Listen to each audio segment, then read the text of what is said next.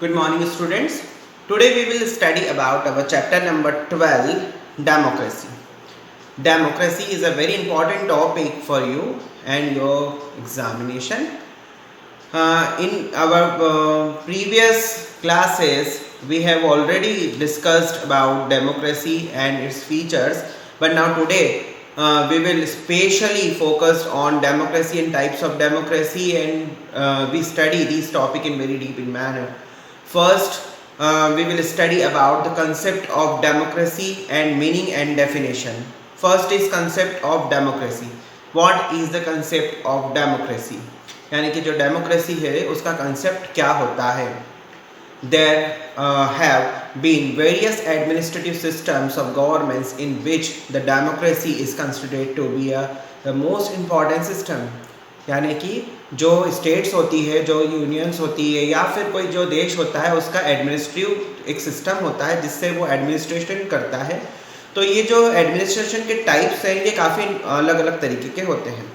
Without administration यानी कि किसी भी एडमिनिस्ट्रेशन के बिना कोई भी ऑर्गेनाइजेशन, कोई रूलिंग पार्टी या फिर कोई बिजनेस या फिर कोई कंट्री रन नहीं हो सकती है, क्योंकि administration is a most important function of the organs, business and government. So the administrative systems जो हैं वो काफ़ी अलग अलग तरीके होते हैं और जो डेमोक्रेसी होती है उसमें इसका अपना एक इम्पॉर्टेंट होता है.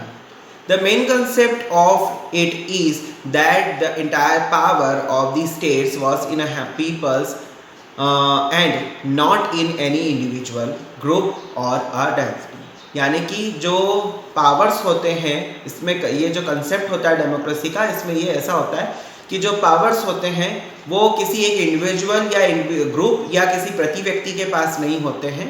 इसमें वो जो पावर्स होते हैं वो जनता जो होती है वो अपने रिप्रेजेंटेटिव्स को चूज करके और उनको देती है. Therefore the participation of the people is the foundation of democracy. यानी कि जो पार्टिसिपेशन होता है वो इस डेमोक्रेसी का फाउंडेशन होता है. और इसमें डेमोक्रेसी का जो की एलिमेंट है वो भी यही है कि पार्टिसिपेशन इज मस्ट. यानी कि पार्टिसिपेशन अगर जो नहीं होगा तो डेमोक्रेसी का कोई मतलब नहीं होगा. तो डेमोक्रेसी में पार्टिसिपेशन होना बहुत ज़्यादा ज़रूरी है. Almost particular in the decisions making which efforts anyone. यानी कि जो डिसीजंस होते हैं वो भी किसी व्यक्ति विशेष के नहीं होते हैं.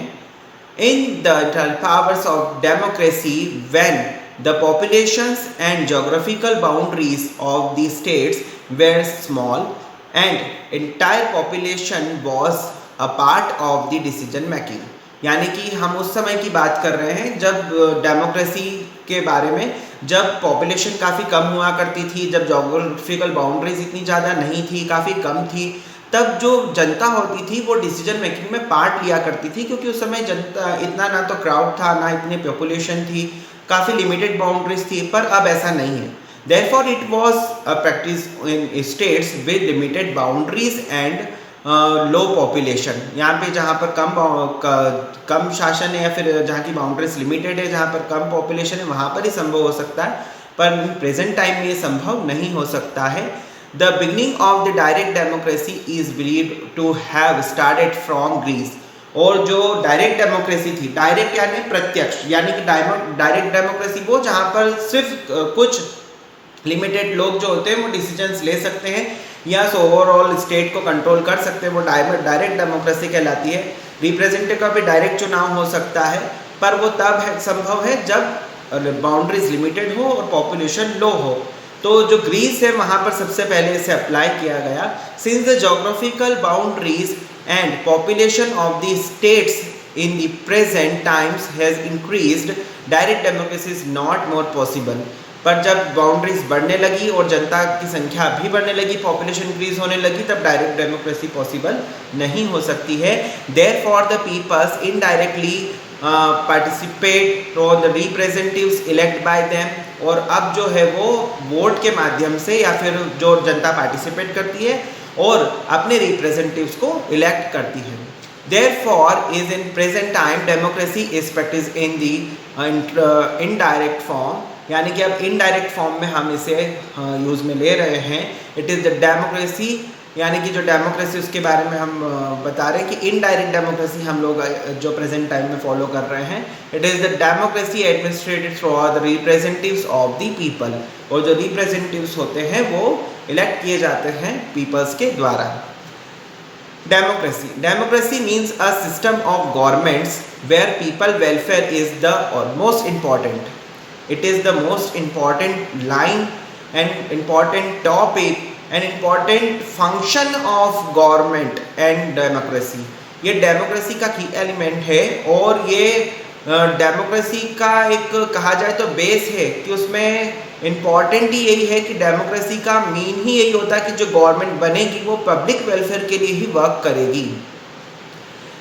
सो it is the concept and base meaning of democracy, कि डेमोक्रेसी का जो काम है, वो जो गवर्नमेंट का काम है सिस्टम का, वो है public welfare.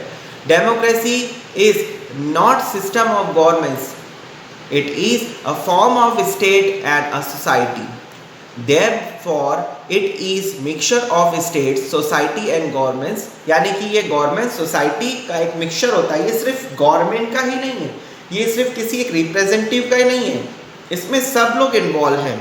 Democracy gives the people of the power to rule, और डेमोक्रेसी ही ऐसा सिस्टम है जो लोगों को पावर का, यानी कि पावर रूल करने का एक पावर प्रेजेंट करता है, देता है, ताकि जनता शासन कर सके. To control and dismiss the government, वो गवर्नमेंट को कंट्रोल भी कर सकती है और उसे रद्द भी कर सकती है.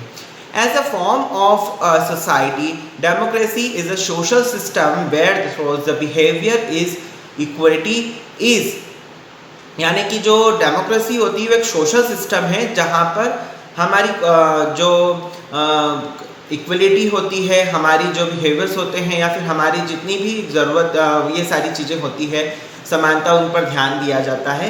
There must be equal opportunities and importance to dignity of individuals and all must have equal opportunities to growth. Democracy का एक सबसे इम्पॉर्टेंट जो पॉइंट है वो ये भी है कि डेमोक्रेसी सबको इक्वल इम्पॉर्टेंस प्रोवाइड करवाती है, सबकी पर्सनल डिग्निटी और इंडिविजुअल फ्रीडम उसको मिलती है, इक्वल अपॉर्चुनिटीज़ मिलती है ग्रोथ करने की, सभी लोगों को समान रूप से विकास का अधिकार होता है. It is the way of life, यानी कि यही जीवन का एक स्टैंडर्ड है कि सब लोगों को समान रूप से फ़ायदा मिले. It is a system of values, और एक ये सिस्टम जो होता है डेमोक्रेसी, ये वैल्यूज़ पर बेस्ड है, इसमें मोरल भी है, वैल्यूज़ भी इंक्लूड है, ताकि हम किसी भी तरीके से कोई गलत राह ना अपनाएं. So it is the system of values where the individuals welfare is ended, यानी कि वहाँ पर जो इंडिविजुअल का वेलफेयर है वो खत्म हो जाता है, किसी प्रति व्यक्ति की विशेषता या प्रति व्यक्ति का विकास नहीं होगा, सबका समान रूप से विकास होगा, सबको बराबर अधिकार मिलेंगे. It is and it also development of personality, it's a main goal, और उसका जो मेन गोल होता है वो ये होता है पर्सनैलिटी डेवलपमेंट, कि सभी की पर्सनैलिटीज़ डेवलप्ड हो, सब लोग आगे बढ़े और समान रूप से सब लोगों का विकास हो. It is based on the concept of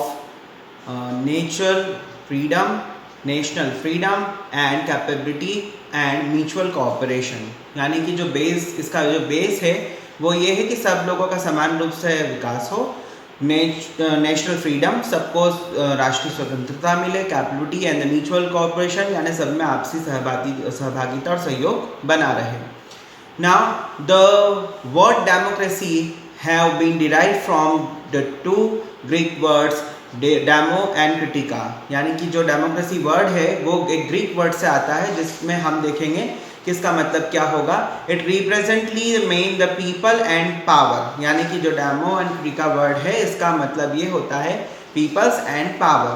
so indirectly we can say कि जो डेमोक्रेसी है वो रूल है, पावर है जनता का, और उससे ही वो शासन चलाती है. It's mean a type of government system where, और ये जो मीन्स होता है गवर्नमेंट टाइप का, it means a type of government system where the peoples are important, जहाँ पीपल्स जो होते हैं वो इम्पॉर्टेंट होते हैं, and all the powers in the hand of people for conducting government. So we can say in simple words, democracy is a power of people and rule of people. So we also take two definitions for understanding this concept of democracy given by Abraham Lincoln. First is rule of people, यानी कि democracy जो rule है वो जनता का शासन है. Rule of people यानी कि जनता का शासन. Second is democracy is the rule of people for the people and by the people, यानी कि जनता का एक ऐसा शासन है जो जनता के लिए है, जनता के द्वारा है और जनता के से है.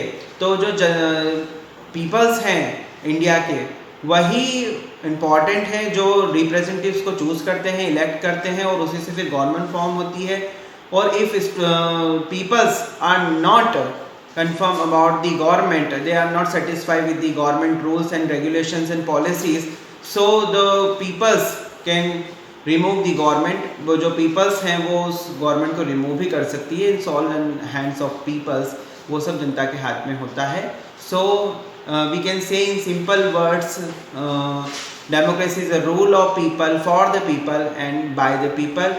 We use also two words for democracy, janatantra and loktantra. तो सो लोकतंत्र मीन्स लोक पीपल्स एंड तंत्र for system is system of people, यानी कि जनता का सिस्टम, पीपल्स का सिस्टम, और लोकतंत्र जनतंत्र. So I hope you understand these all concept of democracy, meaning and definition. So I think it is very sufficient for today. So thank you so much.